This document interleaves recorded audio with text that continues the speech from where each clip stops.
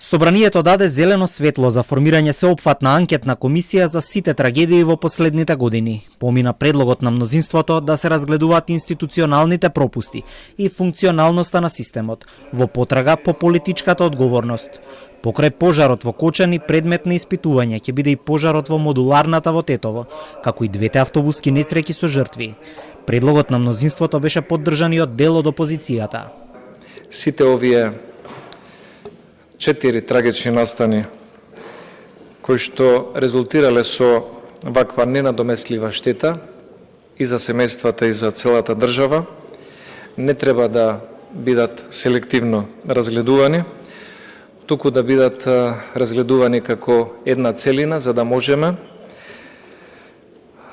со објективни согледувања да дадеме препораки за поправање на одредени системски недостатоци. Имам една лична дилема дали воопшто треба да се зборува за овие теми додека има судски постапки, но тоа е моја лична дилема и таа лична дилема се обидов да ја надминам, бидејќи гледам дека општеството сака за тоа да се зборува. Тие теми не смеат да се скокнат тогаш.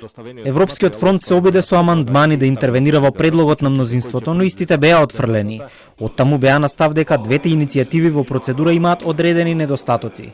Дој претходно даде поддршка на иницијативата на опозицијските СДСМ и Левица за формирање анкетна комисија, но со фокус само на трагедијата во Кочани. Собранието го отфрли предлогот на опозицијата.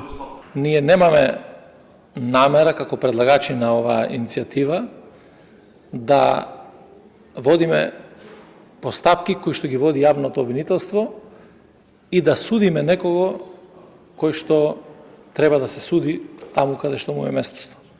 Меѓутоа, треба да се утврди доколку има било каква одговорност, треба да видиме кои се пропустите на системот. Од 16 март до денес имале можност парламентарните групи кои имаат 20 пратеници во склад со деловникот да оформат ваква анкетна комисија, единствената парламентарна група која сама ги исполнува условите. Овој број е ВМРО ДПМН, но за жал не ја покренеја. На 9 декември председателот на постојаната анкетна комисија за заштита на слободите и правата на граѓанинот, АПСИЕФ, има закажано состанок со родителите на починатите и повредените од Кочани, а на истиот ден е закажана и седница за буџетот. Спикерот Гаши на вчерашниот брифинг со медиумите кажа дека побарал од координаторот на пратеничката група на Левица Крмов, како и од АПСИЕФ, да се одложи комисијата за друг ден.